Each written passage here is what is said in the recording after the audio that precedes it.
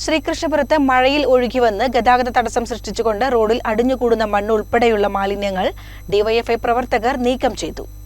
ദുരിതമനുഭവിക്കുന്ന ജനങ്ങൾക്ക് സാന്ത്വനമേകാൻ എന്നും ഡിവൈഎഫ്ഐ കൂടെയുണ്ടാകുമെന്നും CPIM local committee secretary B Rajesh പറഞ്ഞു.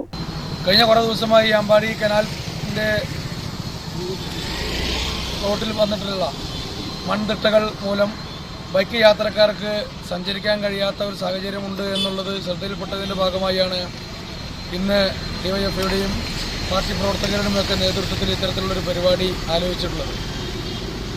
റോഡിൽ കുഴികളും മറ്റും ഉണ്ടാകുമ്പോൾ നമ്മുടെ പുതിയ കാലഘട്ടത്തിൽ സോഷ്യൽ മീഡിയയിലൂടെ അത് പ്രചരിപ്പിക്കുന്നതിനപ്പുറത്തേക്ക് ആ കുഴി അടയ്ക്കുന്നതിന് വേണ്ടിയുള്ള പ്രവർത്തനങ്ങൾക്കാണ് നേതൃത്വം കൊടുക്കേണ്ടത് എന്ന കാഴ്ചപ്പാടാണ് ഡിവൈഎഫ്ഐക്കും ഒക്കെ ഇക്കാര്യത്തിലുള്ളത്.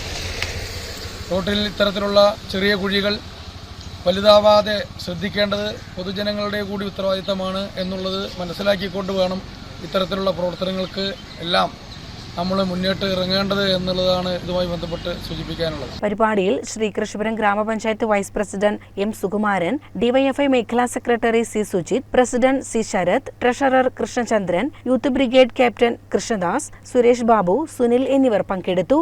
CCN കടമ്പഴിപ്പുറം.